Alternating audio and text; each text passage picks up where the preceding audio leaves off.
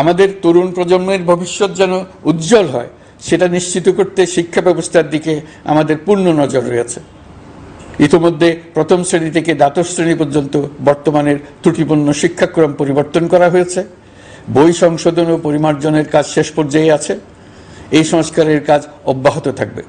বিশ্ববিদ্যালয়সমূহের উচ্চ প্রশাসনিক পদগুলো পূরণ করে শিক্ষা কার্যক্রম স্বাভাবিক করার কাজ দ্রুত গতিতে এগিয়ে চলেছে। বেসরকারি শিক্ষা প্রতিষ্ঠানগুলোর পরিচালনা বোর্ডে দখলদারিত্বের রাজনীতি বন্ধ করার ব্যবস্থাও নেওয়া হয়েছে।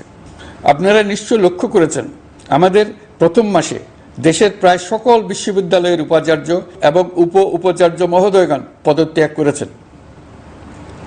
উচ্চশিক্ষার ক্ষেত্রে এটা বিরাট শূন্যতার সৃষ্টি করেছে। প্রথম মাসে আমরা ক্রমাগতভাবে প্রতিটি বিশ্ববিদ্যালয়ে সবার কাছে গ্রহণযোগ্য এমন উপাচার্য এবং উপাচার্য নিয়োগ দেওয়ার কাজ শুরু করেছে। এর ফলে সকল সরকারি এবং বেসরকারি বিশ্ববিদ্যালয়গুলোতে নতুন উদ্যমে কাজ শুরু করার পরিবেশ সৃষ্টি হয়েছে।